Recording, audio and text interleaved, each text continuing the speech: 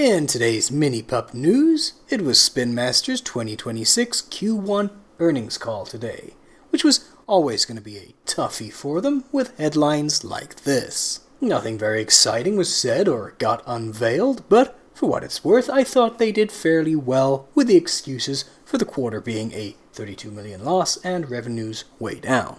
Their main angle was that it's only natural this quarter was worse than the same quarter last year because, after all, in Q1 2025, there was a great rush of orders from suppliers who wanted to beat the tariffs coming in afterwards. Bear in mind, of course, that Q1 2025 reported a $24.5 million loss. But, critically, they expected to do even worse. So, since that got priced in, that means the stock gets undervalued slightly. They remained optimistic about the future, leaning to my mind kinda excessively heavily on driving up revenues from Toca Boca and Picnic. Their mobile games, I guess, get played a moderate amount around the world, but I've never heard a single soul mention. Start dialing that in and start managing that to work on the monetization lever. As for entertainment, the segment most interesting to us as fans of PAW Patrol as a show, well, the angle is that Q3 is where it will all kick off thanks to Movie 3. And I think that's at least a reasonable line of thinking.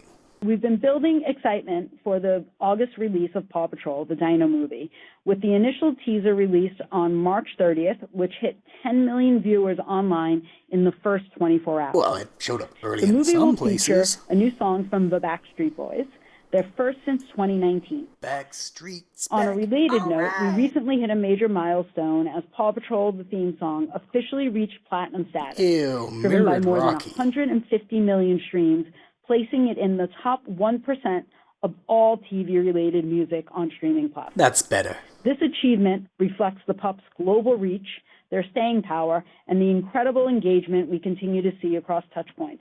For this quarter, entertainment struggled because there were expenses associated with future gains, like marketing Movie 3, and, well, delivering more Unicorn Academy, which I guess might make money in future. Maybe. But Movie 3 is of course being treated as the big hope for now, though admittedly quite a bit less than I would have thought they'd stress. Guess they need to keep some of that powder dry.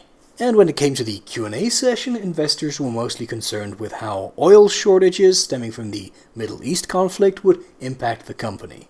They were quite reassuring in saying that it was factored in, though of course nobody has a crystal ball. Obviously, we have to monitor and be very, very conscious that the situation can change very quickly.